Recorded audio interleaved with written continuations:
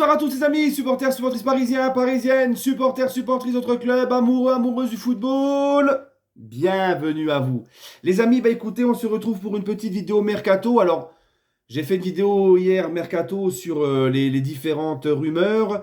Je vais en refaire une aujourd'hui parce que j'estime qu'il y a des choses importantes à en tirer des rumeurs d'aujourd'hui. Mais je ne vais pas faire des vidéos à chaque rumeur ou quoi. C'est parce que là, on parle quand même de capitaine Marquinhos qui est invendable, qui est considéré intransférable pour le Paris Saint-Germain. Et le retour d'une piste quand même assez importante, Joshua Kimmich, qui n'est pas n'importe quel joueur. D'accord? Donc, les amis, avant toute chose, le petit café, le qahwa, comme on dirait au Maroc, et pas que. Les amis, la piste Marquinhos. On va commencer par la piste Marquinhos. Donc, comme on l'a entendu aujourd'hui, Al-Ittihad, club saoudien, voulait s'acheter Marquinhos, voulait se payer les services de capitaine Marquis. Bon. Mais le Paris Saint-Germain, selon ce que nous a indiqué RMC, le PSG juge Marquinhos intransférable. Il n'ira donc pas, normalement, à Al-Ittihad ou ailleurs. Donc moi, les gars, personnellement, je comprends totalement le club. Je comprends le club parce que Marquinhos, franchement, la saison dernière, j'ai trouvé qu'il avait fait une assez bonne saison par rapport au coup de moins bien qu'il avait connu depuis son fameux match à Madrid lors des huitièmes de finale de Ligue des Champions en 2022. J'avais trouvé quand même que là, cette année, il était bien revenu, notamment ces gros matchs en Ligue des Champions en phase finale. On a vu un Marquinhos qui a retrouvé de la confiance en lui, du caractère. Et ça reste malgré tout, Marquinhos, une référence à son poste et un joueur de niveau international. Et si tu te sépares de Marquinhos, même si un club envoie une grosse somme, le problème c'est qu'il va falloir donc remplacer un tel joueur en défense, sachant que tu as déjà un gros chantier en défense. Skriniar est incertain de rester, voire même je pense pas qu'il restera, parce qu'on le sait, il ne rentre pas dans les plans de Luis Enrique, notamment parce que déjà, c'est pas un défenseur central qui se projette vers l'avant, c'est pas un défenseur central rapide. Et Luis Enrique aime pas trop ça, il est lent, et en plus de ça, il a des grandes difficultés, on l'a vu cette saison PSG, dans les duels, dans tout. Danilo qui prend de l'âge et qui lui aussi est quelqu'un de lent, qui ne sort pas lui par contre d'une grosse saison, il a eu beaucoup de difficultés cette saison plus que d'habitude, enfin plus que d'habitude. Plus que d'habitude, parce que Danilo nous avait habitués à être très bon avec le PSG, mais cette année, deuxième partie de saison, ça a été très compliqué. Donc Danilo, je ne pense pas non plus qu'il va rester, je vous le dis honnêtement, je ne sais pas, mais j'en doute. Yakim Pembe, on ne sait pas à quel niveau il va revenir, quand est-ce qu'il va revenir, est-ce qu'il va retrouver un jour son véritable niveau. Ça, on ne le sait pas, d'accord. On a Mukiele qui ne rentre pas dans les plans non plus de Luis Enrique qui devrait aussi partir. Lucas Hernandez qui est forfait, je crois, jusqu'à au moins septembre ou octobre à cause d'avoir rechuté. Donc bon, voilà, il y a trop d'incertitudes au poste de défenseur central. Il va y avoir déjà, si on garde Marquinhos, il va falloir tout de même recruter et des joueurs de qualité. Moi, je pense par exemple, pour donner un nom comme ça, je pense pourquoi pas à Konaté. Hein, ça serait bien Konaté. Un joueur de valeur sûre, international, joueur français, très fort, qui se projette vers l'avant, qui est... hein. Moi, j'aime beaucoup le profil Konaté. Mais en tout cas, le PSG veut et va devoir recruter quand même de bons joueurs à ce poste. Donc, vendre Marquinhos, ça serait de rajouter encore un souci en plus, un poste à combler, un poste important, et à faire venir encore un autre défenseur central important. Donc voilà, moi je pense que le mieux, effectivement, c'est de garder Marquis et de recruter là maintenant les défenseurs qu'il faut recruter pour pallier aux lacunes qu'on a eues derrière et surtout aussi les joueurs qui devraient partir et les incertitudes qu'on a. Voilà pour Marquis. Maintenant, concernant Joshua Kimmich, ok, le PSG apparemment réactive la piste Joshua Kimmich, mais c'est surtout parce que le PSG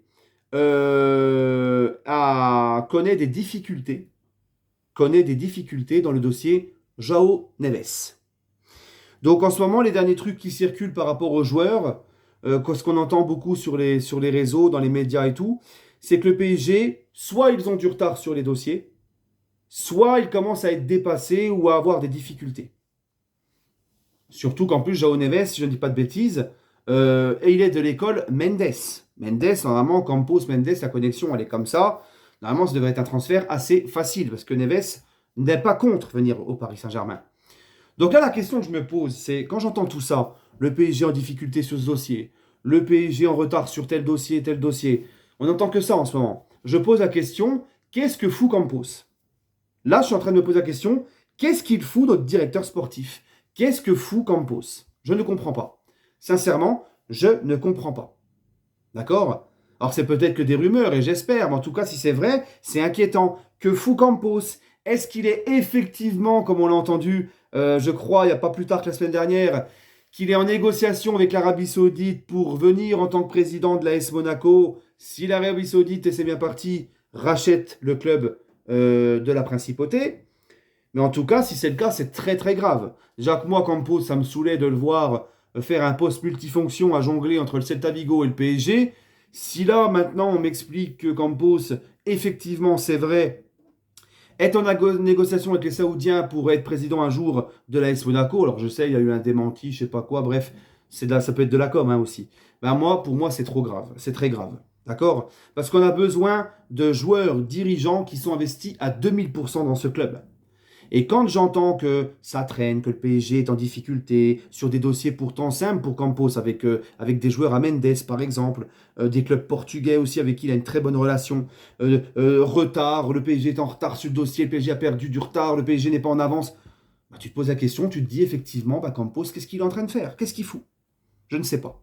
En tout cas, le petit João Neves, donc ça a l'air apparemment d'être un peu plus compliqué. Donc le PSG a réactivé la piste Joshua Kimmich.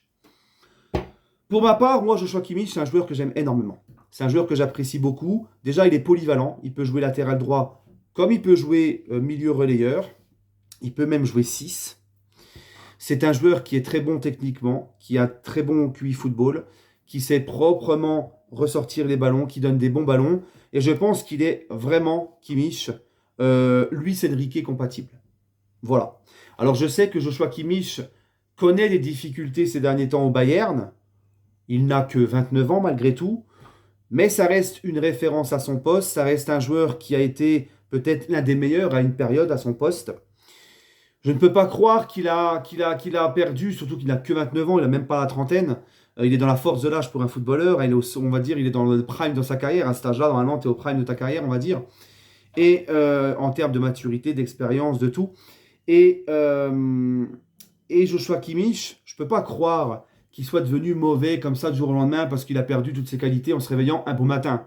Non, je pense que Joshua Kimmich, moi, c'est juste que le contexte Bayern, l'environnement Bayern, ça ne lui convient plus. Il faut qu'il passe à autre chose. Peut-être qu'il a besoin, il a fait le tour avec le Bayern. Peut-être qu'il a besoin d'un nouveau challenge, un nouvel environnement, un nouveau projet pour rallumer un peu la flamme. Il y a des joueurs qui ont besoin de ça. Et je pense que Kimmich, il en fait partie. Et je pense que c'est ça en fait. Voilà.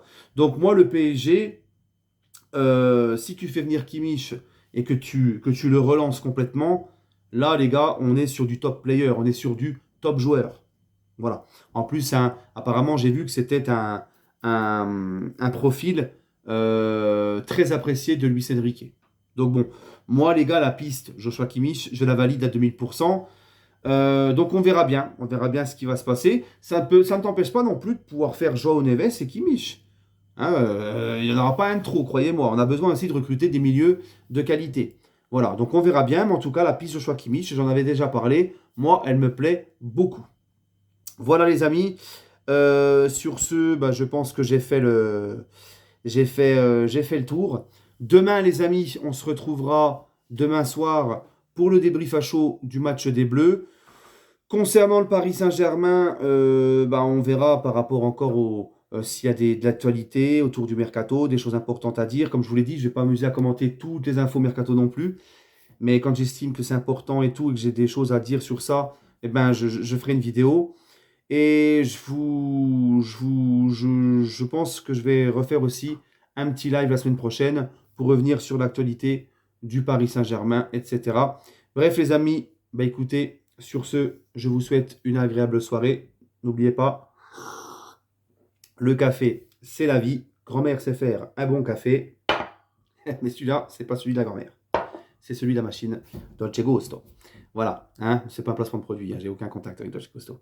Allez les amis, bref, prenez soin de vous, et toujours et encore, allez Paris, et n'hésitez pas à me dire en commentaire votre avis sur ce que je viens de dire. Et voilà, allez, prenez soin de vous les amis, et allez Paris.